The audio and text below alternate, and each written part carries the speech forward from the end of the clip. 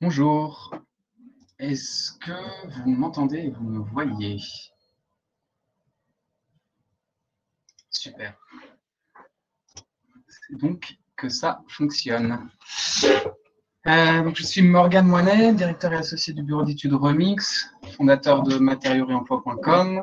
Je suis très heureux de vous accueillir en ce début d'année 2021 pour cette seconde webconférence de matériauxréemploi.com, qui est un média d'information en ligne sur l'actualité du réemploi des matériaux de construction.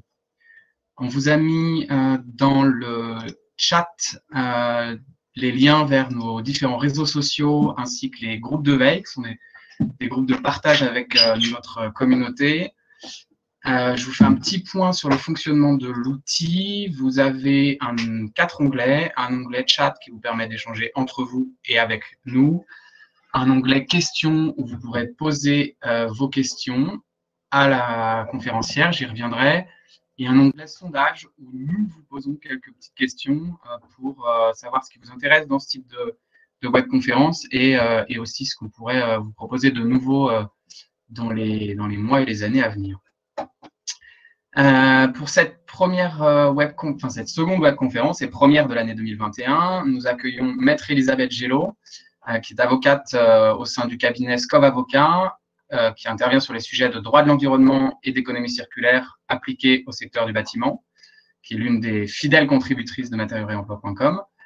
Et Elisabeth va aujourd'hui nous parler de l'actualité de ce début d'année sur les sujets liés à l'économie circulaire, et notamment sur le décret d'application pour la mise en place du diagnostic produits matériaux déchets, qui est issu de la loi AGEC, les questions liées au tri des déchets à la source, à la responsabilité ou à la mise en place d'une filière REP, de responsabilité élargie des producteurs, sur la nouvelle RE 2020 et également sur la généralisation des solutions d'effet équivalent. Pour ce qui est des questions, alors on a un programme, vous le voyez, qui est assez dense, donc on a prévu de répondre à 5 questions à la fin de ce temps de parole. Vous avez la possibilité donc de poser vos questions dans l'onglet dédié et de voter pour les questions qui vous semblent les plus pertinentes. Et on choisira à la fin les 5 questions qui auront reçu le plus de votes. Donc le fonctionnement, c'est que vous pouvez poser vos questions et voter pour les questions des autres participants. Et on choisira les 5 qui vous interrogent le plus. Voilà. Et donc voilà pour cette petite introduction. Je vais laisser la parole à Maître Elisabeth Gello qui va donc nous parler un peu de cette fameuse actu juridique en lien avec l'économie circulaire du bâtiment pour l'année à venir. Elisabeth. Est-ce que vous m'entendez déjà?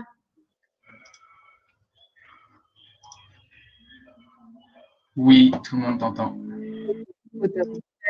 Bon, j'en profite effectivement. Bonne année. Je me suis rendu compte, je n'ai même pas souhaité mes vœux dans le premier message, mais voilà, bonne année à tous. On espère super année pour le réemploi des matériaux et je pense que il y a du potentiel vu les nouveautés que je vais vous présenter. Alors, j'ai regardé rapidement le petit sondage et je vois qu'il y a pas mal de personnes en fait qui n'étaient pas là à la première webconférence. Donc, je vais essayer. En fait, j'avais plutôt conçu cette webconférence comme la suite de la première. Donc, je vais essayer quand même de réexpliquer certaines choses si jamais il y a des points qui sont pas clairs. Donc pour mémoire, en fait, cette webconférence, on avait fait une première quand il y a eu la publication de la loi AGEC pour expliquer les nouveautés, ce à quoi on pouvait s'attendre, enfin voilà, les impacts pour la filière réemploi. Et puis donc l'idée, c'était de vous en proposer une seconde quand on aurait tous les décrets d'application qui nous permettent très concrètement de comprendre les dispositifs qui ont été annoncés, comment ils vont s'appliquer, à partir de quelle date. Donc le ministère avait pour ambition qu'il y ait pas mal de choses qui soient publiées là pour le 1er janvier 2021. Finalement, avec Covid et compagnie, on se retrouve avec des décalages. Donc, en fait, finalement, ce qui est un peu décevant, c'est que je vais vous présenter des dispositifs où certains sont je m'appuie sur les projets de texte qui ont été mis en consultation ou alors sur ce qui a été présenté dans le cadre de concertation au ministère. Mais on n'a pas forcément, tous les éléments. Donc, j'essaierai de répondre à vos questions, mais il y a pas mal de choses où, en fait, on va être obligé d'attendre la publication des décrets définitifs. Donc, dans le programme, vous voyez, il y a 3 dispositifs qui sont finalement issus de la loi AGEC. Et donc, on va regarder maintenant ce qu'on sait, parce qu'on en sait beaucoup plus, quand est-ce que ça va s'appliquer, comment ça va s'appliquer. Et puis, il y a 2 autres dispositifs, que ce soit la RE 2020 ou l'évolution du Code de la construction, qui sont d'autres dispositifs qui ne relèvent pas de la loi AGEC. Voilà, donc je pense qu'on va rentrer directement dans le vif. Donc, sur le premier point qui intéresse beaucoup les acteurs du réemploi, c'est donc ce nouveau diagnostic pré-démolition produits, matériaux, déchets, qui, pour rappel, est une sorte d'évolution du diagnostic déchets réglementaire qui existait déjà, qui fusionne avec une pratique qui s'était développée de plus en plus de diagnostic ressources qui était proposé par des acteurs du réemploi. Donc, le diagnostic déchets qui était très focus déchets, comme son nom l'indique, le diagnostic ressources qui était très focus réemploi, donc avec l'objectif d'inventorier tous les matériaux qui pourraient être réemployés et de mettre en place des prescriptions et d'identifier des débouchés pour eux. Donc, ce nouveau diagnostic, qui est, donc, je vous rappelle les éléments pour ceux qui ne sont pas familiers, qui sera à la charge des maîtrises d'ouvrage, qui vise la gestion des produits, des matériaux et des déchets issus des travaux de démolition, mais aussi de réhabilitation significative, on va voir ce que ça veut dire, et qui a pour objectif, donc, de manière expresse, hein, c'est prévu par le législateur, d'augmenter justement les taux de réemploi et de valorisation, et puis aussi d'améliorer la traçabilité des déchets de chantier. Et puis, une nouveauté, c'est que justement, le diagnostic ressources pouvait être réalisé un peu par tous les acteurs qui souhaitaient s'illustrer par la compétence qu'ils avaient pu acquérir, mais aussi par l'intention qu'ils avaient de trouver des débouchés pour les matériaux. Là, maintenant, c'est plus aussi simple. Enfin, on va voir, c'était censé plus être aussi simple parce que le législateur prévoit que ce nouveau diagnostic PMD doit être réalisé par des professionnels qui vont présenter certaines garanties de compétences et d'assurance. Et donc, ce qu'on attendait de ces fameux décrets, c'est justement quelle catégorie de bâtiments concrètement et quels travaux étaient concernés par ce diagnostic obligatoire, quel était le contenu et comment il devait être réalisé, grosso modo, qu'est-ce qu'on allait trouver dedans. Et puis, les garanties de compétences et d'assurance que les professionnels qui vont réaliser ces diagnostics devront présenter à la maîtrise d'ouvrage. Et enfin, les modalités de transmission des informations contenues dans le diagnostic et issues de son récollement. Donc ça, c'est encore une fois, c'est pas une grosse nouveauté. Donc, je vous ai bien indiqué, les décrets sont en attente de publication. Là, ce que je vais vous présenter, c'est ce qui ressort des projets de décrets qui ont été mis en consultation, donc en décembre, sachant qu'il faut quand même avoir à l'esprit que si ça peut un petit peu évoluer avec les résultats de la consultation, globalement, ça n'évolue quand même pas énormément. Donc, on a quand même une vision assez précise de ce à quoi on va s'attendre. Donc, quels bâtiments vont être concernés par ce nouveau diagnostic pré-démolition? Donc, comme je vous disais, c'est plus seulement les opérations de démolition. Pour le coup, ça va être aussi les réhabilitations significatives. Et donc, l'enjeu, c'était notamment de définir cette notion de réhabilitation significative. Alors, je vous ai mis le texte express pour vous le commenter. Donc, on nous dit la réhab significative d'un bâtiment, c'est une réhabilitation dont le coût total prévisionnel est supérieur à 25% de la valeur vénale des bâtiments. Est pris en compte pour calculer ce coût le montant prévisionnel des travaux ainsi que, le cas échéant, les coûts liés aux suggestions portant sur la conception et exécution des travaux. Bon, ce qu'il faut retenir, c'est que grosso modo, il n'y a que les maîtres d'ouvrage qui vont pouvoir déterminer s'ils sont concernés. Donc, éventuellement, dans le cadre d'un contrôle a posteriori, on pourra revenir là-dessus, mais il n'y a pas de contrôle a priori. Donc, ça va être les maîtres d'ouvrage qui vont devoir évaluer s'ils sont concernés sur les opérations de réhab. Donc, c'est un peu… Enfin, voilà, c'est pas les critères, à mon avis, les plus clairs et les plus transparents qu'on aurait pu produire. Le fait est que la valeur vénale des bâtiments, donc les maîtrises d'ouvrage, généralement, ont accès à cette information quand même si c'est des évaluations qui peuvent varier, mais ça reste une donnée qui peut être plus ou moins objective. Après, sur le coût total prévisionnel des travaux, là encore, c'est pas extrêmement clair. Est-ce que c'est le coût prévisionnel, enfin l'enveloppe financière qui est déterminée par la maîtrise d'ouvrage? Ou est-ce que ça va être le coût prévisionnel déterminé de manière provisoire par la maîtrise d'œuvre? voilà, on ne sait pas encore, ça fait quand même encore une marge de variation pour déterminer si on est concerné ou pas. Donc, à voir si la version finale sera un petit peu plus précise. Mais si c'est pas le cas, ça laissera une petite marge de manœuvre avec les chiffres pour plus ou moins pouvoir justifier qu'on est ou non concerné. Voilà, donc ça, c'est pour la notion de réhabilitation significative, donc qui va peser sur les maîtres d'ouvrage. Et puis ensuite, sur quelles opérations sont concernées, je vous ai mis une petite illustration. Pour le coup, il n'y a pas d'évolution par rapport au diagnostic déchets.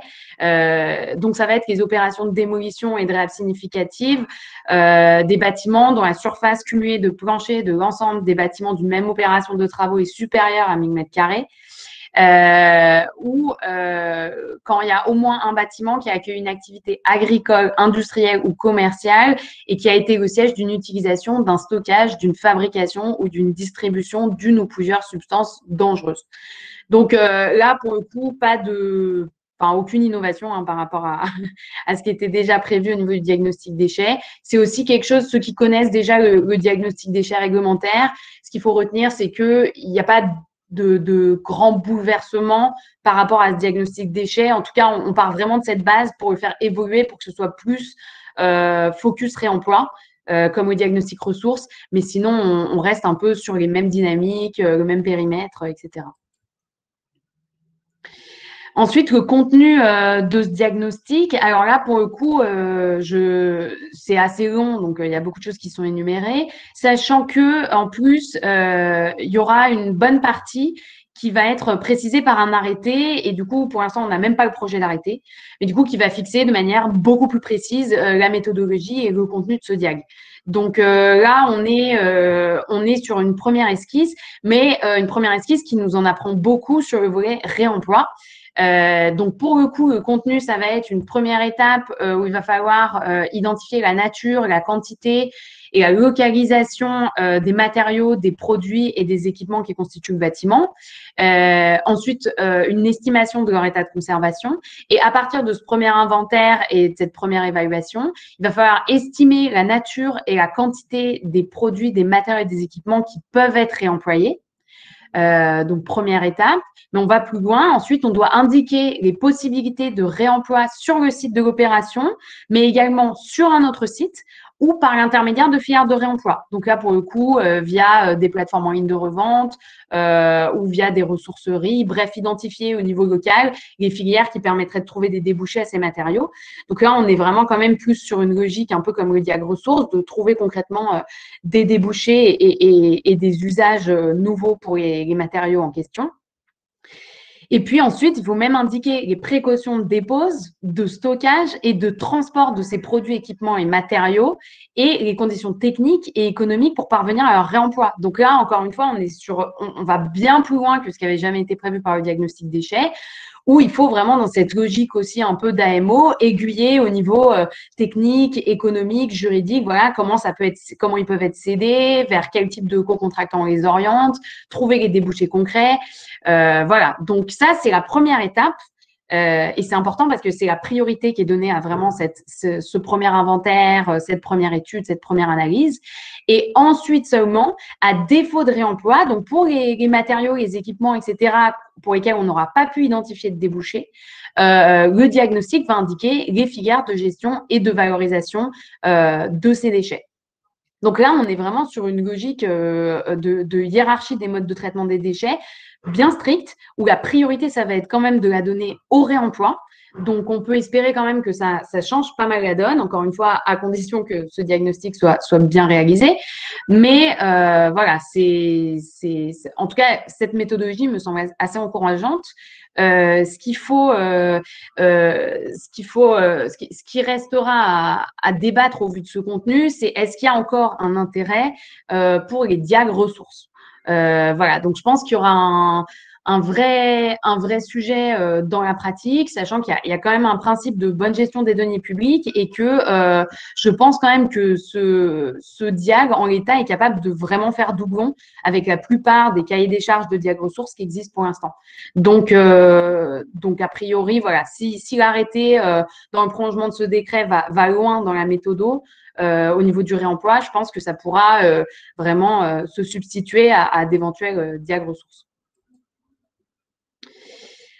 Le sujet suivant, c'est justement qui va pouvoir faire ces diag produits, matériaux, déchets. Donc, c'est un gros enjeu pour la filière parce qu'il y a beaucoup d'acteurs qui justement travaillent sur ce sujet depuis assez longtemps, qui ont maintenant des compétences, une réputation. Donc, l'idée, c'est de savoir quel type de garantie on va exiger. Est-ce qu'il faudra se faire certifier après un audit ou etc. Quel type de preuve. Donc là, ce qui ressort, c'est-à-dire que en fait, la loi nous a dit on va mettre des garanties parce qu'il faut pas que ce soit quand même la fête à la maison, si on peut dire ça comme ça, et que n'importe qui se mette à faire du diag parce qu'il y a quand même des responsabilités. On peut pas faire n'importe quoi et on peut pas assurer n'importe qui pour ça. Mais en même temps, on n'a pas eu envie de priver et de trop fermer ce marché-là. Du coup, on se retrouve avec des garanties de compétences qui sont tellement larges que globalement, n'importe qui va pouvoir le faire. Donc, on nous a mis en résumé 3 types de garanties différentes. La première garantie, c'est pour faire un diag PMD, il faudra avoir un diplôme qui sanctionne au moins 2 années d'études postsecondaires dans le domaine des techniques du bâtiment, de l'économie de la construction et de la gestion des déchets du bâtiment. Donc, grosso modo, on nous dit c'est au moins 2 ans. Donc, tout, par exemple, les archis ou la plupart des ingénieurs en bureau d'études qui font déjà des diag ressources, en toute logique, pourront démontrer qu'ils remplissent cette condition. Donc, voilà, c'est très large, c'est au moins 2 ans, sachant qu'à la fin, on nous explique que c'est ça peut également être un titre professionnel équivalent. Donc là, même plus, on oublie un petit peu le nombre d'années d'études. Donc, on ne sait pas vraiment, est-ce que ça concerne aussi potentiellement d'autres formations plus courtes, mais quand même certifiantes. Enfin, bref. C'est très large, mais donc il y aurait ce premier critère du diplôme qui pourrait être produit du coup par les acteurs qui veulent répondre à un marché pour un diag PMD, donc on pourrait produire un diplôme. Après, il y a l'autre garantie qu'on peut apporter, c'est une expérience professionnelle de 3 ans, donc comme technicien ou agent de maîtrise du bâtiment ou d'économiste de la construction ou dans le domaine de la gestion des déchets. Et après, pareil, on vous dit des fonctions d'un niveau professionnel équivalent dans ces domaines-là. Donc, on précise quelque chose, mais après, on vous dit au équivalent. Donc, globalement, vous savez plus vraiment ce qu'il faut produire. Mais voilà, en tout cas, il y a ce second critère de l'expérience professionnelle de 3 ans sur ce type de fonction. Donc, soit diplôme, soit expérience pro, soit, et c'est là où vraiment là, on éclate tout, c'est soit toute preuve de la détention de connaissances équivalentes en lien avec les techniques du bâtiment, l'économie de la construction et la gestion des déchets. Plus, bien sûr, il y a tout ce qui est preuve équivalente dans d'autres pays de l'Union européenne pour pas fermer le marché au niveau européen. Mais donc, on se retrouve grosso modo avec cette possibilité en fait d'apporter toute preuve de garantie de compétences. Donc, globalement, on se retrouve un peu dans la même situation qu'avant quand il y avait des marchés pour des diag ressources où il fallait essayer de démontrer qu'on avait les compétences techniques nécessaires. Globalement, on se retrouve un peu dans la même situation où potentiellement des personnes qui ne remplissent ni la condition de diplôme ni la condition d'expérience pro de 3 ans pourront tout de même apporter d'autres preuves du fait qu'ils remplissent les connaissances. Donc, on va voir, ça peut, a priori, ça risque de poser problème aux maîtres d'ouvrage qui, eux, vont finalement se retrouver en charge d'évaluer ces fameuses garanties de compétences. Donc là, c'était pour les personnes physiques qui vont réaliser les diag. Si c'est une personne morale, donc une société ou une association qui veut réaliser le diagnostic PMD, faudra apporter une des preuves suivantes. Donc, soit la présence dans ses effectifs d'au moins une personne physique qui répond aux critères qu'on vient d'énumérer, donc qui est capable de prouver les fameuses connaissances en lien avec les techniques du bâtiment, l'économie de la construction et la gestion des déchets. Soit, donc ça, c'est la première option. Vous avez une personne dans vos effectifs qui répond aux critères qu'on vient de citer, soit vous avez un chiffre d'affaires pour la réalisation des diag produits matériaux déchets qui est supérieur à 200 000 € hors taxes annuels pour 3 personnes affectées au périmètre d'activité concerné. Donc, en toute transparence, moi, j'ai du mal à comprendre l'intérêt de cette deuxième possibilité, parce que je vois mal comment, quand on fait 200 000 € hors taxe de chiffre d'affaires sur ce type de prestation, on n'a pas dans son effectif des personnes qui répondent aux critères qu'on vient d'énumérer juste avant, qui sont déjà extrêmement larges. Voilà, donc j'ai pas vraiment compris en l'état l'intérêt de ces hypothèses, mais c'est pas grave. Du coup, en tout cas, on a ces deux options pour les sociétés pour démontrer les garanties de compétences techniques nécessaires. Et donc, je vous ai rajouté une petite slide sur le fait que ce qui pose question, c'est que ce qui aurait pu être fait, c'est aussi que ce soit un organisme tiers, en fait, qui certifie justement ces questions de garantie de compétences. Et là, finalement, ça va être les maîtrises d'ouvrage. Et ce qui potentiellement peut poser question, c'est que quand vous allez devoir arbitrer entre quelqu'un qui vous présente le fameux diplôme Bac+2 ou plus en matière de gestion des déchets du bâtiment ou de connaissances techniques ou d'économie de la construction, versus quelqu'un qui va vous présenter d'autres types de connaissances équivalentes en lien avec ces domaines d'expertise. Il va falloir arbitrer, sachant que finalement, si on attribue le marché à un candidat qui justement ne remplissait pas les conditions bien déterminées, la condition de diplôme ou la condition d'expérience professionnelle, ça peut être un moyen de contester le marché en disant non, il ne présente pas les garanties réglementaires obligatoires pour réaliser cette prestation et d'essayer de contester l'attribution du marché. Donc, voilà, je pense que on va voir comment, dans la version définitive, le décret va potentiellement repréciser tout ça ou pas. Mais en tout cas, je pense qu'au stade de l'analyse des offres, du coup, on va se retrouver avec un peu Voilà, je trouve que ça rend les choses plutôt compliquées, en fait, finalement. D'essayer d'être précis, mais finalement d'ouvrir très largement. Enfin bref, on va voir le décret, la version finale, mais c'est pas des plus clairs, en tout cas. Et ensuite, pour tous les acteurs qui vont réaliser ce fameux diagnostic produit matériaux déchets, il va falloir justifier. Il y a une nouvelle assurance avec une garantie qui va être obligatoire. Et alors là, c'est encore plus surprenant. Donc, on nous explique que l'assurance en question, en fait, il faudra souscrire une assurance qui permet de couvrir les préjudices qui résultent d'erreurs dans le diagnostic et qui portent atteinte significativement à l'économie générale du projet. Plusieurs remarques là-dessus. Déjà, on ne comprend pas très bien pourquoi il y a cette notion d'atteinte significative à l'économie générale du projet. C'est une expression qu'on retrouve en urbanisme, en droit de l'urbanisme, et qui donne déjà lieu à une jurisprudence extrêmement abondante. Donc, ça, c'est pareil, c'est contentieux-gène, en fait, comme expression, parce que c'est une question d'appréciation, en fait. Qu'est-ce qui porte atteinte à l'économie générale du projet? Donc là, ça pourrait être une atteinte, on pourrait regarder au niveau simplement financier économique, mais il y a les questions de retard. Enfin bref, à mon avis, ça va forcément être contesté par les assureurs au moment où on va leur demander d'assurer leur garantie. Je pense qu'ils vont dire, non, c'est des erreurs, mais ça porte pas atteinte à l'économie générale du projet. Donc ensuite, ça c'est la première remarque, cette expression un peu surprenante. Et ensuite, l'autre sujet, c'est aussi qu'en fait, les erreurs qui seraient capables de porter atteinte significativement à l'économie générale du projet de construction, ou de démolition ou de réhab, ça va être finalement, tout ce qui est plomb et amiante, qui pour le coup peut causer des retards très importants, des surcoûts très importants s'il faut modifier les plans de retrait, etc., etc. Sauf qu'en fait, le diag PMD n'a pas pour objet de faire ces diags plomb et amiante et il intervient ensuite. Et donc, finalement, il fait que s'aligner sur les diags plomb et amiante. Donc, ce ne sera pas une erreur personnelle du diagnostiqueur produit matériaux déchets si jamais il y a des erreurs sur le plomb ou l'amiante. Et donc, ce ne sera pas à son assureur, en fait, de les prendre en charge. Ça va être à l'assureur du diagnostiqueur plomb ou amiante.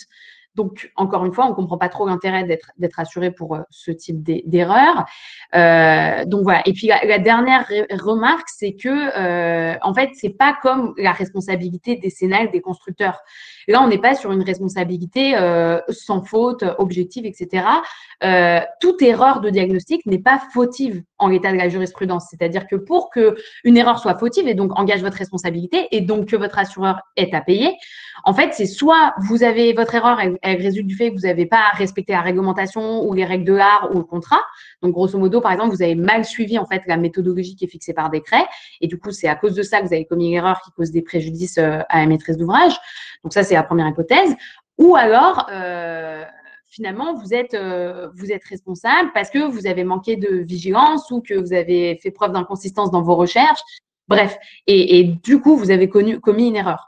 Donc, en fait, il y a tous ces éléments qui font que, juridiquement, cette obligation d'assurance, elle ne semble pas très pertinente. Enfin, je pense pas que les assureurs vont rapidement indemniser et ne pas discuter justement que leur garantie est due si jamais il y a des erreurs dans le diagnostic. Donc, le conseil, c'est plutôt de toute façon, au-delà de cette garantie, il faudra s'assurer de manière beaucoup plus générale pour les fautes qui peuvent être commises dans le cadre de cette activité et pas se restreindre à cette garantie légale qui, à mon avis, sera très difficile à faire jouer. Voilà, et le dernier point sur le diagnostic, c'est comme pour le diagnostic déchets, ce sera obligatoire de transmettre le diagnostic et puis le formulaire de récolement à l'issue de l'opération de démolition à l'ADEME. Donc ça change pas.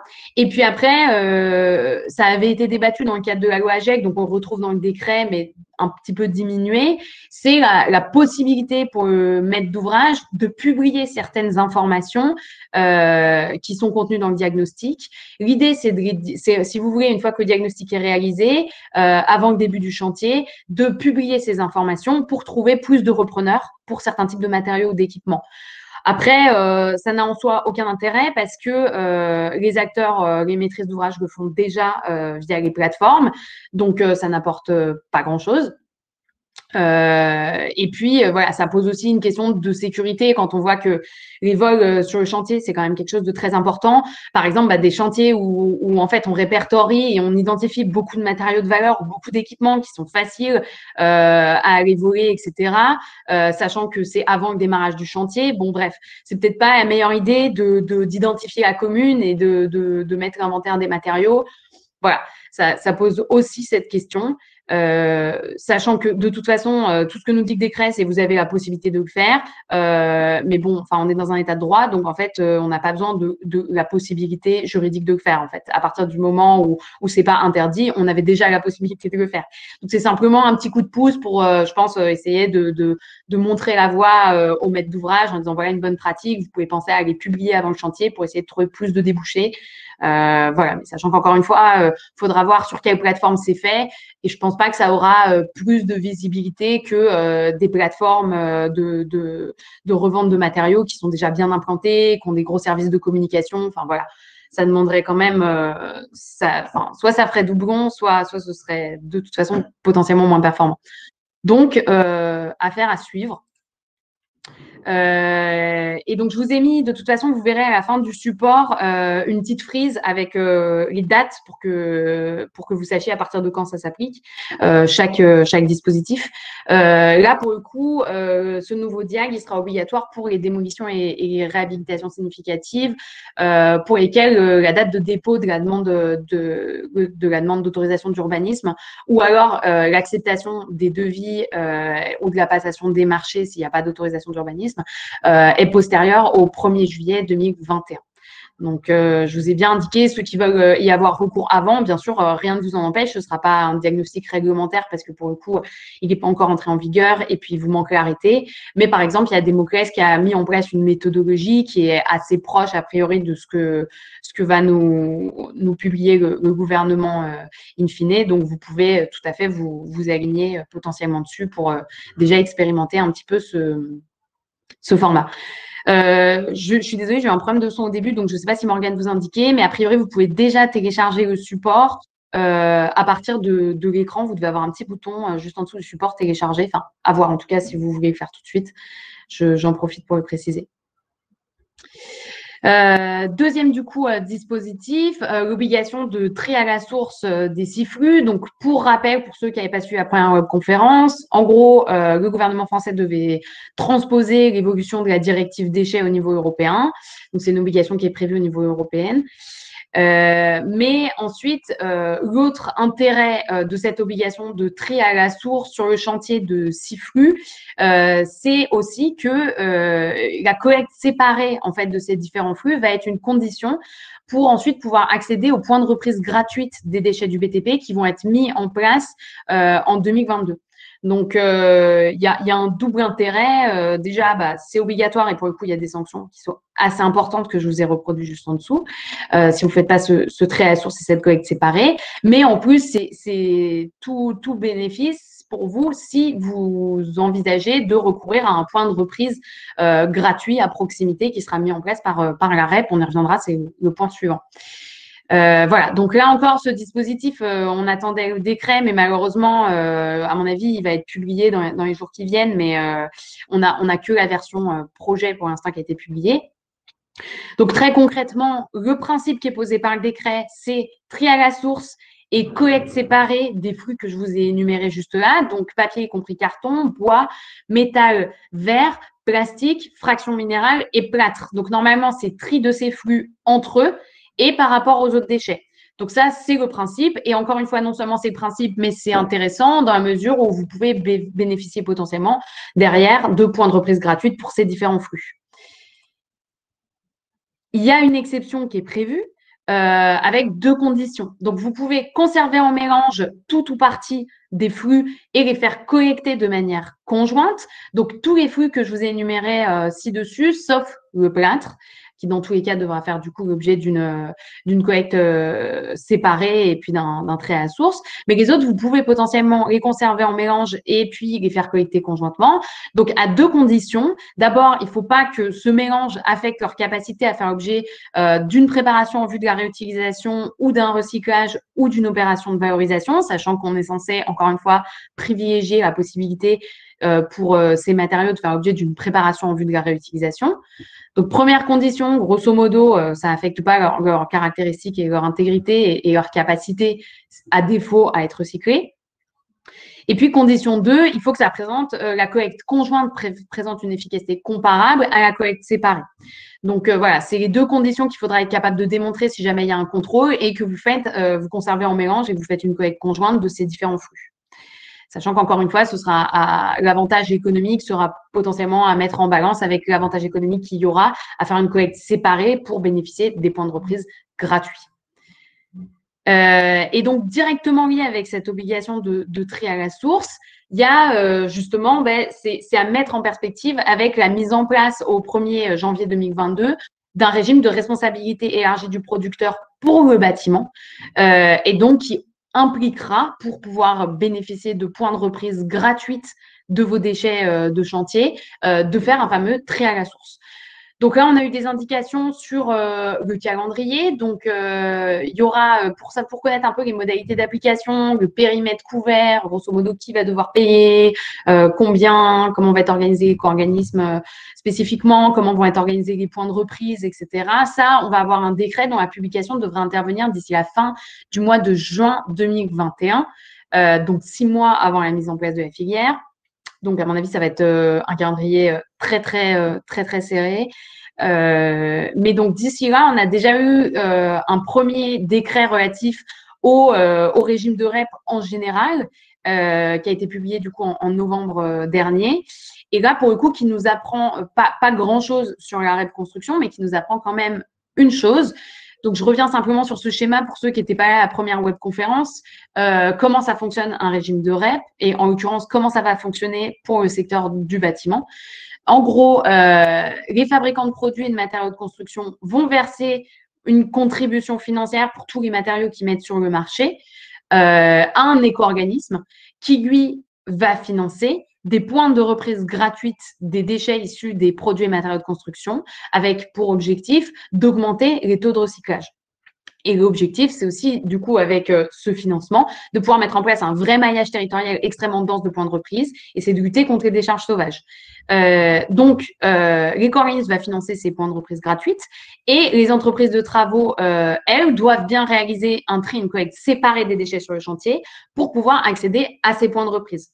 C'est ce que je vous indiquais. Et donc, l'éco-organisme va financer ces fameux points de reprise, mais il était prévu qu'il finance aussi potentiellement 2 choses. Donc, ce qui est sûr, c'est qu'il va financer le ramassage et le nettoyage des dépôts sauvages de déchets du BTP qui sont déjà en place. Donc, peu importe qu'ils aient été mis en place avant la REP, ce sera quand même financé pour nettoyer tout ça.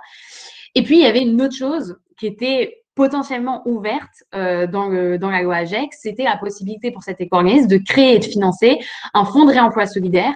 Pour le coup, donc une partie des éco-contributions versées par les fabricants et de produits de matériaux de construction finance, mais c'était une petite partie, en grosso modo 5%, finance ce fonds de réemploi solidaire qui permettrait de financer tous les acteurs de l'ESS, du réemploi des matériaux, etc., pour leur donner un coup de pouce dans leur activité, etc., etc. Il s'avère que c'est un dispositif qui était porté pas vraiment par justement la filière construction, que déjà dans la loi AGEC, on se disait potentiellement ils vont pouvoir en bénéficier. Là, le décret semble nous indiquer que la filière REP construction n'aura pas de fonds de réemploi solidaire. Donc le décret n'est pas encore il y a des recours qui s'organisent d'autres filières contre ce décret, donc potentiellement il pourrait être mis en cause. Mais en tout cas, pour l'instant, il y a fort à parier qu'il n'y aura pas de fonds de réemploi solidaire du coup pour la filière construction.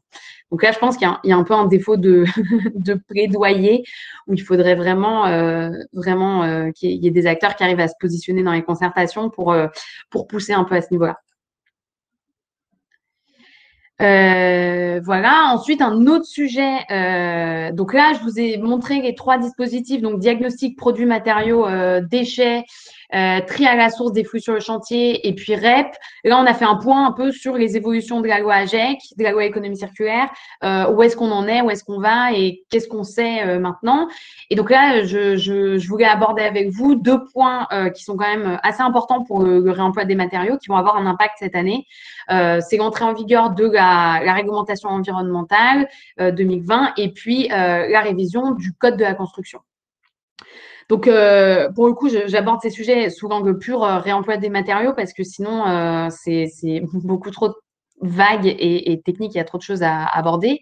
Donc, la RE 2020, on a là encore des projets de texte. On attend encore pas mal de décrets, etc. Donc, je peux vous dire ce qu'on sait à ce stade. Donc, pour ceux qui ne sont pas vraiment familiers, la réglementation environnementale des bâtiments, l'objectif, c'est d'aligner le secteur de la stratégie bas carbone nationale et ça succède à la RT 2012. Donc, ça fait longtemps que c'est sur la table. Il y a eu beaucoup d'expérimentations pour justement définir cette nouvelle réglementation à partir de retours d'expérience. Et donc, l'un des objectifs qui est assez nouveau, ça va être de diminuer drastiquement l'impact carbone de la construction des bâtiments neufs en prenant en compte l'ensemble des émissions du bâtiment sur son cycle de vie dès la construction. Et les exigences qui visent à limiter ces impacts devront permettre d'encourager puis de systématiser les modes constructifs qui émettent peu de gaz à effet de serre. Ce que les différentes expérimentations ont appris, c'est que l'empreinte carbone est essentiellement liée aux phases de construction et de démolition qui représentent entre 60 et 90% de l'impact carbone total sur 50 ans en fait, du bâtiment. Donc, l'ARE 2020, à partir de ce constat, elle a introduit une grosse évolution méthodologique et elle prend en compte l'impact carbone sur l'ensemble de cycle de vie du bâtiment et notamment ces phases construction et démolition. Et le gouvernement a finalement, en outre, opté pour une analyse de cycle de vie qu'on dit dynamique et qui va donc attribuer un poids plus fort au carbone qui est émis aujourd'hui qu'au carbone qui sera émis plus tard. Donc, grosso modo, la phase de construction pèse énormément dans l'analyse de cycle de vie qu'on va faire des projets de construction de bâtiments neufs. Donc, à partir de ça, la question, c'est quel va être l'impact pour les matériaux de réemploi? Parce que évidemment, déjà, les matériaux de réemploi, c'était un gros atout pour tout ce qui était construction bas carbone. Et donc là, c'est le moment qui se retrouve au centre un peu de cette réglementation environnementale et que ça leur donne un coup de pouce et que ça permette de beaucoup développer, de systématiser le recours à ces matériaux. Donc voilà, donc je vous disais, quand à partir du moment où on va intégrer le facteur carbone au stade de la construction, on va avoir un effet sur les choix constructifs et l'analyse de cycle de vie va valoriser les matériaux de réemploi avec le calcul carbone des produits et des équipements. Et donc, il y a différents arbitrages qui ont été faits pour essayer justement de prendre en compte le réemploi dans le calcul de l'impact carbone des matériaux. Et finalement, la dernière version qui est accessible de la méthode de l'analyse de cycle de vie qui est proposée est extrêmement favorable aux matériaux de réemploi. Enfin, je pense qu'on ne pouvait pas faire mieux. Là, pour le coup, je ne sais pas qui s'est chargé du plaidoyer, mais c'est assez magnifique. Donc, la méthode prévoit maintenant que les composants réemployés sont considérés comme n'ayant aucun impact et les valeurs des impacts pour tous les modules du cycle de vie sont nulles. Donc, c'est-à-dire que c'est même pas simplement dans l'analyse de cycle de vie, les matériaux réemploi vont pas simplement être valorisés dans la phase construction, sachant que c'était déjà, comme on l'a dit tout à l'heure, la phase qui avait l'impact qui était le plus pris en compte dans l'analyse de cycle de vie dynamique. Mais en plus, on nous dit, là, en l'état du texte, en fait, c'est égal à 0 dans l'analyse de cycle de vie, dans l'impact carbone des matériaux, c'est 0 pour les matériaux de réemploi. Donc là, pour le coup, si c'est cet arbitrage qui est retenu, je pense que ça va être un vrai levier pour les opérations de construction, pour pouvoir vraiment recourir à ces matériaux de réemploi, parce que c'est très, très, très favorable. Donc, voilà en l'état ce que je peux vous dire sur la RE 2020 pour le réemploi. Donc, en espérant encore une fois, ça, c'était la version d'août 2020. Donc, c'est le dernier arbitrage qui est connu. Il y a eu une conférence de presse fin de l'année dernière. Ils ne sont pas revenus sur ce sujet, mais on espère en tout cas que ça va être maintenu. Donc, vraiment, ça, c'est à suivre. Et donc, pour les deadlines à noter, concrètement, la RE 2020, ça va être obligatoire pour les bâtiments. Donc, permis de construire va être déposé postérieurement à l'été 2021. Donc, pour l'instant, on nous a dit été, donc je pense que ce sera le 1er juillet aussi, mais on n'a pas de date plus précise. Je pense que le gouvernement veut se laisser aussi une petite marge de manœuvre parce que les délais sont vraiment très, très serrés. Mais ce qu'on peut surveiller, c'est que normalement, ils sont engagés aussi à publier la version définitive donc de ces différentes méthodes et tous les décrets nécessaires pour la RE 2020 d'ici la fin du premier trimestre 2021. Donc voilà, ça potentiellement de toute façon, on fera un article. Moi, je vais surveiller et puis je ferai un petit article sur matériaux réemploi pour vous tenir informé si les arbitrages sont restés, etc. Et puis auditer un peu plus largement tout ce qui aura été publié. Mais ça peut être encore une fois un vrai levier à actionner pour cette année. Pour trouver des débouchés aux matériaux. Et puis, donc, simplement distinguer, donc, la première échéance d'entrée en vigueur, ce sera que pour le logement et les bureaux et l'enseignement. Et puis, les bâtiments tertiaires, ce sera par la suite, il y a au moins 1 an de délai, voilà, qui est aussi avec le contexte Covid qui est justifié également. Enfin, bref. Donc, en tout cas, ça va être un peu une entrée en vigueur différée, millefeuille pour les différents types de bâtiments. Donc, ça, ce sera à surveiller également. Mais en tout cas, normalement, ça commence été 2021 pour certains projets de construction. Voilà. Et donc, le dernier point que je voulais aborder avec vous, c'est la suite. Ça y est, enfin, l'épisode 2 du permis d'expérimenter. Donc, nouveau dispositif ESOC 2 qui va permettre de généraliser ce qu'on appelle les solutions d'effet équivalent. Donc, je vais vous expliquer tout ça parce que pour le coup, c'est un peu compliqué. Donc, pour rappel, on a eu le permis d'expérimenter il y a 2 ans qui déjà avait pour but d'anticiper justement cette nouvelle ordonnance de réécriture du code de la construction où l'idée c'était de nous dire on va arrêter en fait de dire aux gens quel matériau il faut qu'ils utilisent, quelle technique de construction ils doivent utiliser. On va simplement leur dire voilà les objectifs que vous devez atteindre en termes de performance énergétique, de sécurité incendie, etc. Et puis à vous de nous démontrer en fait que vous atteignez ces résultats et donc de vous laisser plus de part pour l'innovation, etc., etc. Donc, il y a eu d'abord le permis d'expérimenter qui était une sorte de phase test pendant 2 ans où l'idée, c'était de proposer une sorte de nouveau permis qui va permettre d'innover et de proposer des solutions d'effets équivalents à ce qui est prescrit par le code de la construction. Et de voir du coup ce que ça donne, comment les acteurs se mobilisent, est-ce qu'on trouve des solutions intéressantes, voilà. Et à partir de ce retour d'expérience, de réécrire du coup une partie du code de la construction pour autoriser les maîtres d'ouvrage à satisfaire à leurs obligations par les moyens qu'ils souhaitent, à condition de prouver qu'ils atteindront bien les résultats qui sont attendus et qui sont du coup d'ordre public et d'intérêt général, etc., etc. Donc, pour nous, il y a deux intérêts. Pourquoi ça va changer les choses pour la filière réemploi? C'est que d'abord, ça va supprimer certains freins réglementaires qui sont assez récurrents, où voilà, on nous dit, voilà, en matière de sécurité incendie, il nous faut des matériaux certifiés. Voilà. Donc, quand en fait, il y avait des réglementations qui prescrivaient le recours à certains DTU ou à certains types de matériaux et compagnie, ça va être supprimé du code. Et puis, parallèlement, il va y avoir un nouvel outil pour convaincre les assureurs, parce qu'on le sait, le problème quand on veut utiliser des matériaux de réemploi, c'est le volet assurantiel. Très clairement, maintenant, il y a plus de freins réglementaires, légaux. Il y a vraiment un frein assurantiel où, pour le coup, c'est le problème des techniques non courantes de construction. Donc, il faut essayer de convaincre les assureurs. Il faut trouver un bureau de contrôle qui est d'accord pour coopérer, pour s'engager aussi. Bref. Et donc là, ce nouveau code de la construction, il présente un nouvel outil, en fait, avec un cadre juridique qui est clair, qui est pérenne, qui établit bien les responsabilités un petit peu de chaque acteur, et donc qui va permettre aux assureurs de s'engager dans des projets où il y a beaucoup de réemploi, dans ce cadre-là, qui permet d'apporter voilà, des garanties juridiques, un éclaircissement des responsabilités, etc. Donc, il y a quand même, potentiellement, ça peut aussi faire la différence. On verra, il y a quand même un frein, à mon avis, qui va être économique, mais voilà.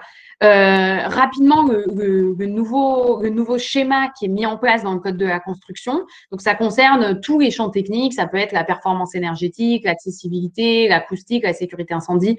Bref, peu importe le champ technique. Grosso modo, maintenant, le code, ce qu'il va prévoir, c'est il va fixer des objectifs généraux. Et toute solution technique qui va être mise en place dans l'opération de construction devra respecter ces objectifs. Donc, on est focus objectif. Et donc, ensuite, il y a deux options. Soit le code va aussi prévoir des résultats minimaux à atteindre qui vont être fixés par le ministère. Et dans ce cas-là, la maîtrise d'ouvrage devra justifier du respect de l'objectif par la preuve de l'atteinte des résultats minimaux selon les modalités qui sont propres au champ technique correspondant. Grosso modo, c'est le schéma qu'on a déjà en matière d'acoustique ou de performance énergétique. Donc ça, c'est la première option qui vous intéresse pas particulièrement. Et l'autre option, c'est il n'y a pas de résultat minimal à atteindre qui est fixé par le code. Donc, grosso modo, c'est vraiment à la maîtrise d'ouvrage de justifier qu'elle atteint les objectifs du code. Et donc là, elle a deux solutions. Une solution un peu facile, à mon avis, qui coûte pas cher, c'est de recourir à une solution de référence qui, pour le coup, est définie par voie réglementaire. Donc, grosso modo, c'est s'inscrire un peu dans ce qu'on fait déjà, rester dans le schéma qu'on a pour l'instant, grosso modo, des solutions qu'on connaît, qui sont déjà normées, quoi. Et puis, autre possibilité, et c'est là où nous on intervient, c'est en recourant à ce qu'on appelle une solution d'effet équivalent. Donc, grosso modo, c'est vraiment l'esprit pour l'instant, des chantiers de construction avec des matériaux de réemploi, c'est démontrer qu'avec les matériaux de réemploi, même s'ils n'ont plus la certification, même si, etc., on démontre que techniquement, on arrive au même résultat que si on avait des matériaux neufs et qu'on atteint les objectifs du code en matière de sécurité incendie ou en matière de performance énergétique. Donc, comment ça marche concrètement? Alors, je suis désolée, c'est pas extrêmement clair, mais l'idée, c'était de vous montrer que vous ayez une vision un petit peu globale de comment ça marche si vous voulez préconiser ou vous voulez, en tant que maître d'ouvrage, vous voulez recourir à une solution d'effet équivalent. Donc, je vous ai mis le schéma du ministère, en fait, qui avait été mis en place pour le permis d'expérimenter, et je vous ai mis en rouge ce qui a été modifié. Et du coup, là, maintenant, le dispositif définitif, c'est ce qui vous est présenté avec les petites modifications en rouge. Donc, pour reprendre rapidement le schéma, donc vous voyez, la première étape, c'est grosso modo, le maître d'ouvrage va devoir missionner un organisme indépendant du projet qui doit être reconnu compétent sur les thématiques visées, qui doit être assuré par cette mission.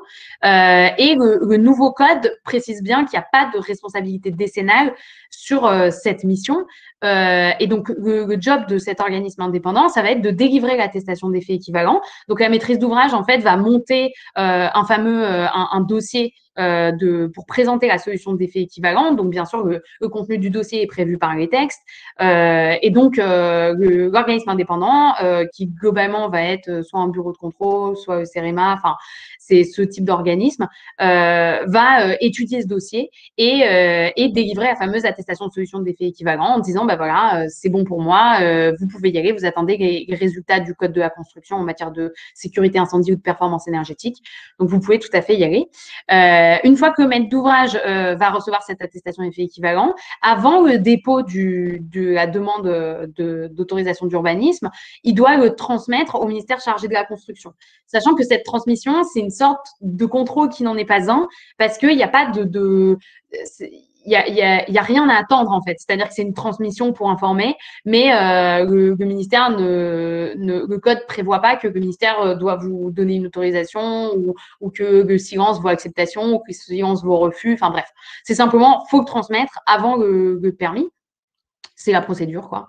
Et puis, donc, vous transmettez ça au ministère. Et puis ensuite, faut s'attaquer du coup à la demande d'autorisation d'urbanisme. Il faut la déposer auprès de l'autorité administrative compétente. Donc là, l'innovation, c'est qu'en fait, si vous voulez, dans le permis d'expérimenter, en fait, vous deviez transmettre avec votre demande de permis de construire votre attestation de solution d'effet équivalent. Et donc, l'autorité d'urbanisme se retrouvait contrainte d'instruire en même temps. Et si vous vouliez modifier cette attestation, vous fallait faire une demande de permis modif. Enfin, bref, tout était… En fait, le fait de l'imbriquer avec l'autorisation d'urbanisme, ça s'est révélé pas être une bonne idée. Donc là, c'est décorrélé. Donc, en fait, vous déposez simplement votre PC ou votre demande de permis d'aménager. Bref, sans instruire sur la question de l'attestation d'effet équivalent, vous n'avez pas à la joindre au dossier de demande d'autorisation d'urbanisme. Ensuite, du coup, le cas classique, on vous délivre votre autorisation d'urbanisme et là, on rentre dans la phase travaux. Et dans la phase travaux, en fait, vous devez missionner un contrôleur technique qui n'est pas le contrôleur technique qui est sur les activités générales. Ça, c'est la différence avec ce qui avait été permis pour le permis d'expérimenter où vous pouviez avoir un contrôleur technique qui avait double casquette, en fait, qui à la fois allait contrôler les opérations de construction dans ses missions classiques et à la fois avec l'autre casquette de contrôler la bonne mise en œuvre de la solution d'effet équivalent. Là, c'est fini. Il vous faut 2 personnes. Donc là encore, du coup, il y a un impact quand même économique. Mais du coup, un autre contrôleur technique qui, pour le coup, lui, le code le prévoit, est bien peu importe que ce soit une mission de contrôler la bonne mise en œuvre de la solution d'effet équivalent, lui, il faut bien qu'il soit couvert par la décennale pour cette mission. Il sera bien constructeur dans ce cadre. Et donc, lui, il va contrôler et à l'issue des travaux, il devra vous délivrer une nouvelle attestation de bonne mise en œuvre de la solution d'effet équivalent. Et cette attestation, vous devrez vous la transmettre avec l'attestation initiale. Donc, montrer en fait ce que vous aviez prévu de mettre en place et puis que vous l'avez bien mis en place au ministère chargé de la construction. Donc, en l'occurrence, ça doit être le ministère de la cohésion des territoires. Bref, donc voilà la nouvelle procédure. Il y a pas, ça clarifie surtout des questions de responsabilité qu'il y avait pu avoir.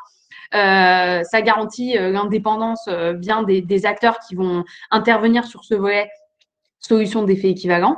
En revanche, a priori, ça va rester quelque chose qui aura un coût.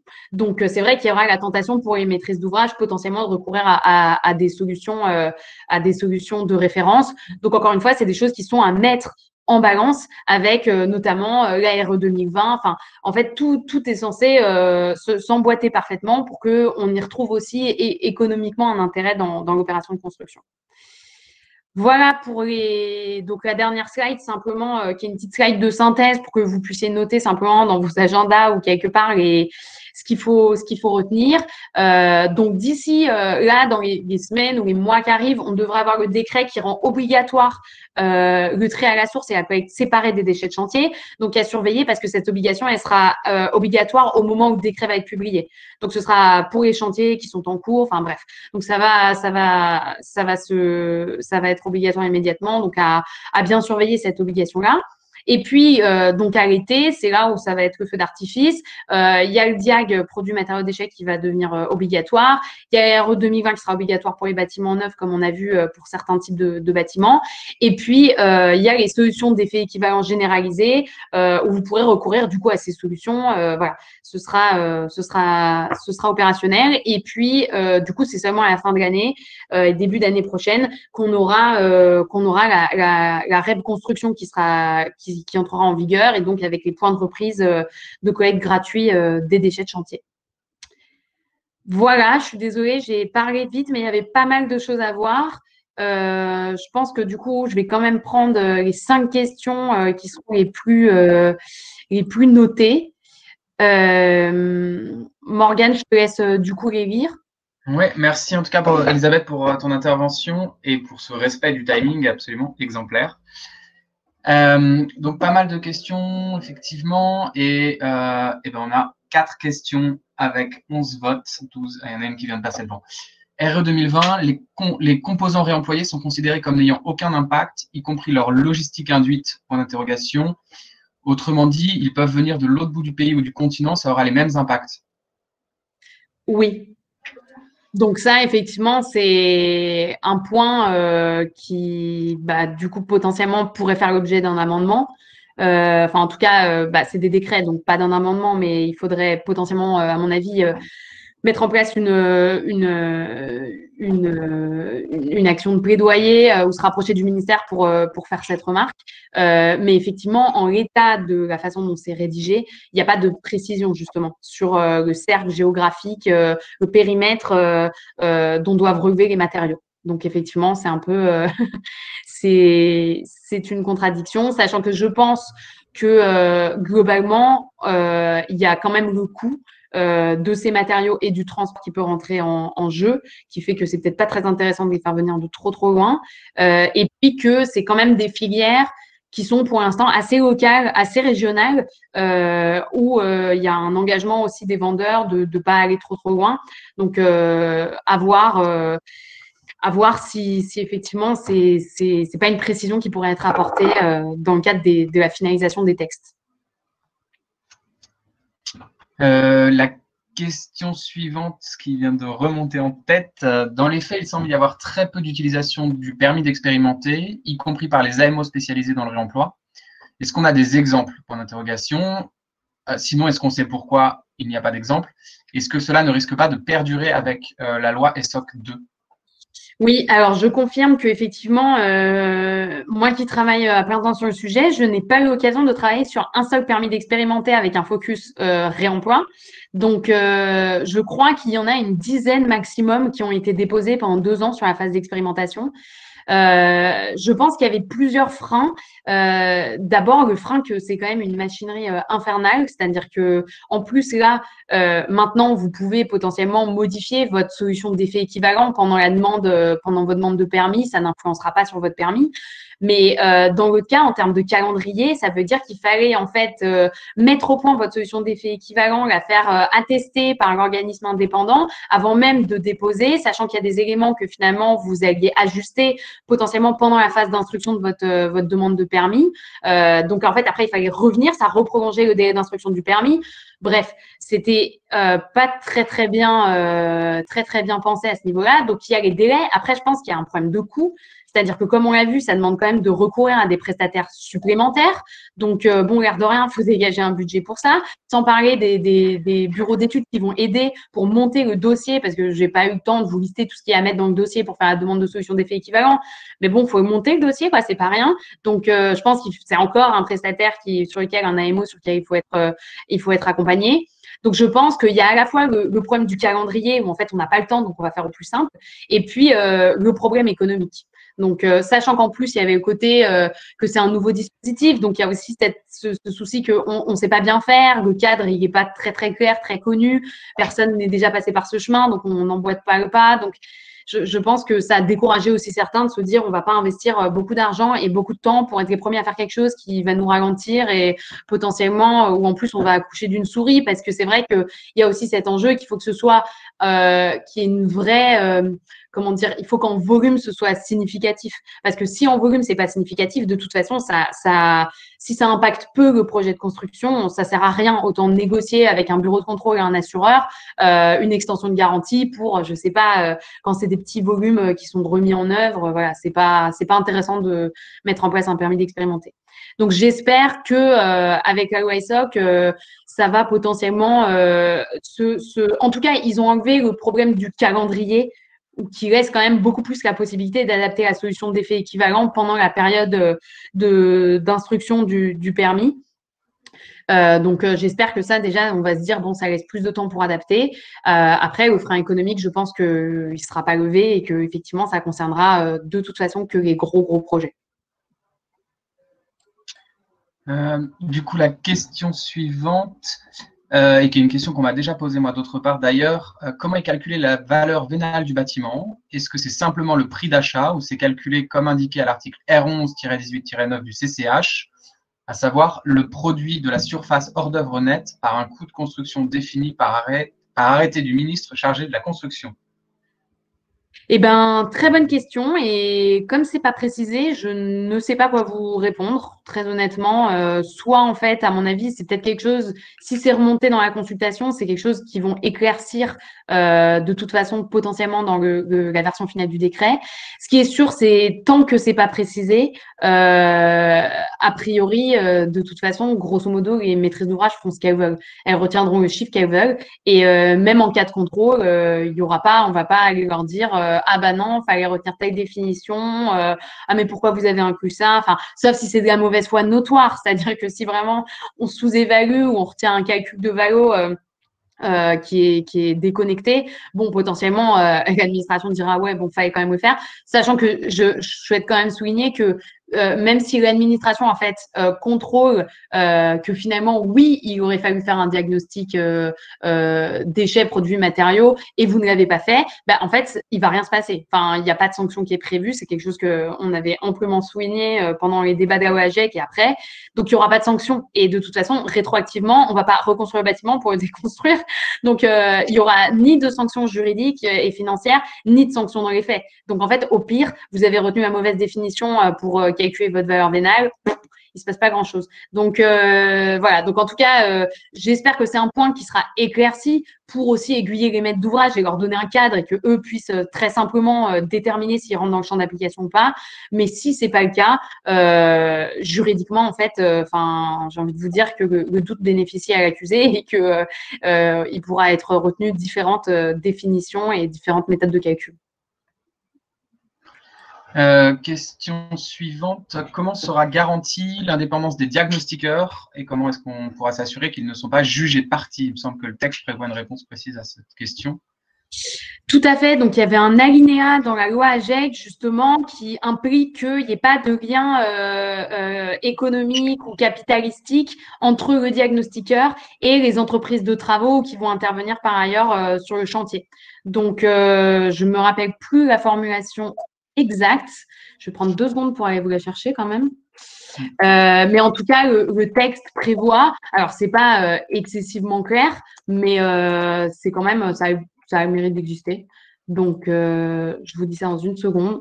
Morgane, je te laisse meubler. Ouais. On peut meubler rapidement en répondant à une question bonus. Quelles sanctions sont prévues si le diagnostic PMB n'est pas réalisé? Elisabeth vient d'y répondre et a priori, c'est aucune. Aucune. Donc, voilà, c'est un diagnostic obligatoire qui n'est pas sanctionné. Voilà. Je suis là dans 2 secondes. Voilà, alors la garantie qui est prévue, c'est les personnes ou organismes qui réalisent le diagnostic doivent être assurés et n'avoir aucun lien de nature capitalistique, commerciale ou juridique sur la même opération avec une entreprise pouvant effectuer tout ou partie des travaux de démolition ou de réhabilitation qui soient de nature à porter atteinte à son impartialité et à son indépendance. Et pour le coup, bah, le décret n'est pas venu nous repréciser beaucoup ça. Donc, je pense que à voir si, encore une fois, après la consultation, ils vont réétayer ce point ou pas. Mais sinon, bah, faudra faire du cas par cas. Hein. Mais grosso modo, le bien qui est quand même bien établi, c'est il faut pas que à la fois faut pas que vous ayez un intérêt dans les résultats du diagnostic. Donc, soit parce que vous allez récupérer les matériaux, parce que vous êtes démolisseur et que vous récupérez certains types de matériaux, ou parce que vous recevez une indemnisation pour la gestion des déchets. Enfin bref. Donc, grosso modo, c'est plus entre diagnostiqueur et puis entreprise de travaux de démolition, hein, de manière assez large. Et du coup, une petite dernière question. Cela signifie que les matériaux réutilisés, matériaux déposés puis transformés, comptent également comme nuls dans la CV. L'impact de la transformation n'est donc pas comptabilisé. C'est une question relative à la RE 2020, hein, si je me trompe pas. Tout à fait. En l'état du texte, c'est inouï. Je ne sais pas comment ça a pu passer, mais en tout cas, c'est zéro. c'est zéro carbone. Rien n'est pris en compte, en fait. Peu importe le type de matériau, peu importe effectivement d'où il vient, comment il a été extrait, on considère que matériaux réemploi, c'est impact carbone nul. Et sur tout le cycle de vie. Donc, vraiment, pour l'instant, la formulation qui a été retenue et au début, c'était plus nuancé. Et là, c'est fabuleux. Donc, voilà, à suivre encore une fois. On devrait avoir la version définitive d'ici la fin du premier trimestre 2021. Mais en tout cas, si ça reste, ça va être un superbe levier. Super. Voilà pour moi. Merci Elisabeth pour cette conférence. Merci à tous les présents d'avoir pris de votre temps. J'espère que c'était intéressant, qu'on a pu répondre à vos questions et vous apporter des informations nouvelles. Vous trouverez du coup le replay de cette présentation sur le site matériauxréemploi.com d'ici quelques jours, le temps pour nous de préparer la mise en ligne. Et vous aurez aussi accès au support de présentation qu'Elisabeth nous partage au format PDF. Et voilà, je vous remercie encore à tous. Merci Elisabeth et à très bientôt. Avec plaisir. Au revoir. Bonne journée à tous. Au revoir.